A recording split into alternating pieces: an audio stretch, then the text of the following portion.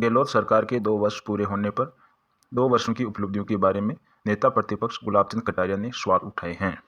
उन्होंने कहा कि आपने 10 दिन में किसानों का संपूर्ण 2 लाख तक का कर्जा माफ करने की बात कही थी। आज उसका पालन केवल कोऑपरेटिव सेक्टर में, जिसमें 50,000 रुपये तत्कालीन मुख्यमंत्री वसुंधरा राजे माफ कर चुकी थी, बचा हुआ कर्जा माफ किया, जो नाम मात्र का है। वादा संपूर्ण कर्जा माफी का था, सभी प्रकार के बैंकों से। क्या इसे आप उपलब्धि कहेंगे? और उन्होंने कहा, प्रत्येक बेरोजगार को या तो नौकरी मिलेगी या बेरोजगारी भत्ता मिलेगा। सरकार आने के बाद वसुंधरा जी के सरकार को छोड़कर कितने बेरोजगारों को बेरोजगारी भत्ता दिया है? आंकड़ों से अपनी बात बताएं।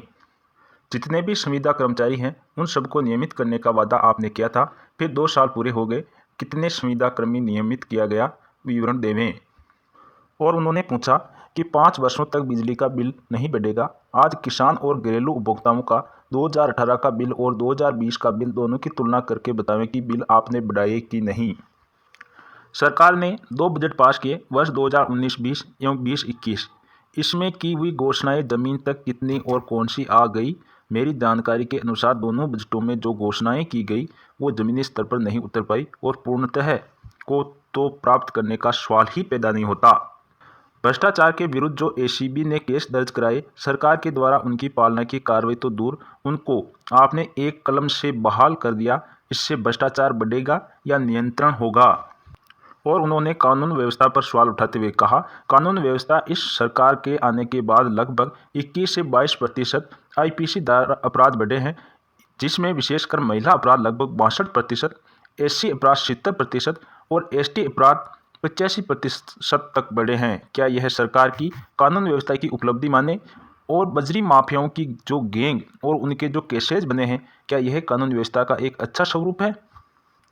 और उन्होंने विधायकों की बाड़ेबंदी पर भी सवाल उठाए। उन्होंने कहा कि कांग्रेस पार्टी 2 खेमों में बढ़कर जो होटलों में बंद रही, उससे राज्य की व्यवस्था में सुधार आया या गिरावट आई? और भारतीय जनता पार्टी पर आरोप लगाया, अगर आपके पास प्रमाण है तो उनके विरुद्ध अब तक कार्रवाई क्यों नहीं की गई? सरकारी नौकरियों में भर्ती का आपने जो आश्वासन दिया उसका क्या हुआ? पिछली सरकार की निकली हुई भर्तियों के अलावा आपकी सरकार में कौन सी भर्तियां हुई, ये राजस्थान की जनता आपसे जानना चाहती है। पंचायत चुनाव में हुई हार के बारे में भी उन्होंने कहा कि पंचायत चुनाव में 21 जिलों की जनता ने जो आपके विरुद्ध जनादेश दिया, वह सरकार के 2 साल की सफलता का ही नमूना है। नगर पालिकाओं में कांग्रेस जो विजय की बात कह रही है, जिस ढंग से वार्डों का गठन जातीय धर्म के आधार पर किया, उसके बाद भी 50 नगर पालिकाओं में से 35% कांग्रेस पार्षद बने हैं। इसको कांग्रेस की सफलता कहें या क्या कहें? सरकार में आपकी विवादों के कारण से प्रशासनिक ढांचा पूर्णतः निष्क्रिय हो गया है। पक्ष का हो या विपक्ष का हो, सभी राजनेता प्रशासनिक अधिकारियों से और उनकी कार्य व्यवस्था से पूर्णतः असंतुष्ट है।